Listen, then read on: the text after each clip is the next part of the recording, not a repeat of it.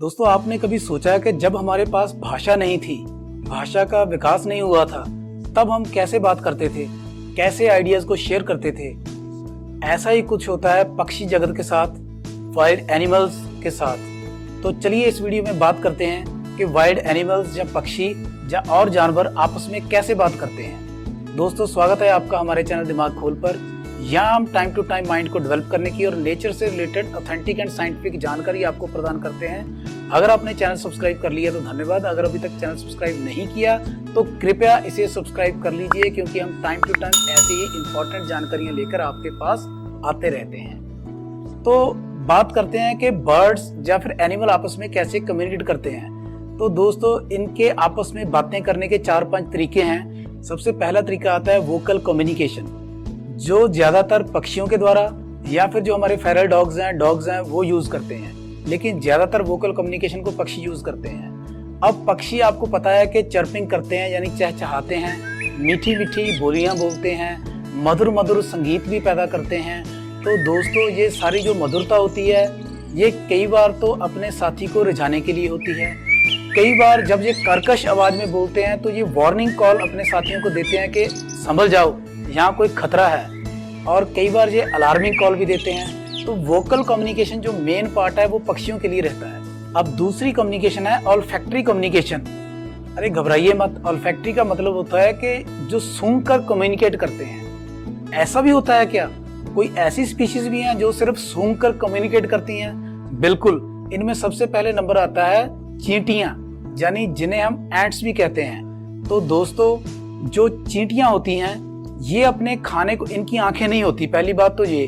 अब इनका जब भी खाना इनको दिखता तो नहीं है, लेकिन ये अपने एंटीनाज के साथ, जो इनके सिर के ऊपर एंटीनाज होते हैं, उससे ये खाने को सूंघ लेती हैं और ये खाने की तरफ सूंघते सूंघते बढ़ती हैं। इसलिए आपने देखा होगा कि चींटियां जब भी कहीं चीनी गिरी हो, जहाँ कोई मीठा गिरा हो, वो पहले इधर जाएंगी फिर इधर जाएंगी, मतलब जिग जैग करती हुई घूमते घुमाते वहां तक पहुंचती हैं। लेकिन जो चींटियों की दूसरी लाइन होती है जो उनको फॉलो कर रही होती है, वो बहुत जल्दी अपने खाने तक पहुंच जाती हैं, क्योंकि चींटियां जब चलती हैं तो वो एक फेरोमोन नाम का पदार्थ रास्ते में छोड़ती जाती हैं, और जो दूसरी चींटियां हैं उस फेरोमोन को सूंघते सूंघते पहली चींटियों को फॉलो करके बहुत ही सीधे रास्ते से अपने खाने तक पहुंच जाती हैं। दोस्तों, दूसरे नंबर पर आती हैं बीज। ये भी फेरोमोन छोड़ती हैं और फेरोमोन से जो कहाँ अटैक करना है, कहाँ इन्होंने खाना एकत्र करना है, या आपस में कम्युनिकेट करती हैं। और तीसरे नंबर पर आते हैं वो प्राणी जो जैसे अपना जो सेंट मार्क करते हैं, यानी जो अपने पेशाब से, अपने यूरिन से वो मार्क लगाते हैं एरियाज के ऊपर। वो भी एक मार्क छोड़ते हैं कि जो दूसरा जानवर है वो सूंघ के उसको पता चल जाए कि ये एरिया मेरा नहीं है, इसमें घुसपैठ की तो फिर नतीजे अच्छे नहीं होंगे। वाइल्ड एनिमल्स की तीसरी कम्युनिकेशन है टैक्टाइल कम्युनिकेशन। ये ज्यादातर देखी जाती है गोरिल्लाज में। अब टैक्टाइल का मतलब है कि ये लोग जो कम्युनिकेट करते हैं एक दूसरे के थपेड़े लगाकर, पीछे भागकर, एक दूसरे के हाथ पांव मरोड़कर, और कई की बारी तो निप भी करते हैं और कई बार हार्ड बाइट भी करते हैं। दोस्तों, कई बार इंसानों में भी आपने देखा होगा कि कई इंसान ऐसे कहते हैं कि जब तक मैं अपने बच्चों को 2-4 बार झापड़ ना लगा दूं, मुझे समझ नहीं आता कि ये मेरे हैं कि किसी और के। तो ऐसे ही जो टैक्टाइल कम्युनिकेशन है वो गोरिल्लाज की होती है, और गोरिल्लाज आपस में जो कम्युनिकेट करते हैं वो हाथ पांव मरोड़ कर एकदम मार पीट के आपस में कम्युनिकेशन करते हैं, जिसको हम ग्रूमिंग भी कहते हैं। तो ये है टैक्टाइल कम्युनिकेशन। अब चौथी कम्युनिकेशन है विजुअल कम्युनिकेशन। आपने देखा होगा कई बर्ड्स होते हैं, उनके जो फेदर हैं बहुत ब्राइट होते हैं, बहुत चमकदार रंगों से भरे होते हैं। तो वो जो बर्ड्स होते हैं जिनके जो पर हैं इतने चमकीले होते हैं, जिनके जो फेदर इतने चमकीले होते हैं, वो अपने इन चमकदार रंगों से भी कम्युनिकेट करते हैं। वो अपने जो दुश्मन होते हैं, अपनी टेरिटरी को इन चमकदार रंगों से बचाते हैं और दुश्मन को एक साइन भेजते हैं, भैया मैं यहाँ पर हूँ, अगर तुमने घुसपैठ की तो इसका तुम्हें खमियाजा भुगतना पड़ेगा। अब ये विजुअल कम्युनिकेशन सिर्फ पक्षियों में ही नहीं है, मुझे तो ये लगता है कि ये इंसानों में ज्यादा है, क्योंकि हम भी देखो कैसे कैसे कपड़े पहनते हैं, कैसे मेकअप करते हैं, किस किस तरीके से दिखने की कोशिश करते हैं, वो और कुछ नहीं, विजुअल कम्युनिकेशन ही तो है। अब आखिर में बात करेंगे जानवरों के द्वारा यूज किया जाने वाला सबसे हैरान करने वाला तरीका, और वो है इंफ्रासोनिक वे ऑफ कम्युनिकेशन। अब ये इंफ्रासोनिक और कुछ नहीं, इसको हम कहते हैं लो वेव कम्युनिकेशन। जो हम लोग बात करते हैं, जब पक्षी बात करते हैं, ये हाई वेव में होती है, हाई फ्रिक्वेंसी में होती है।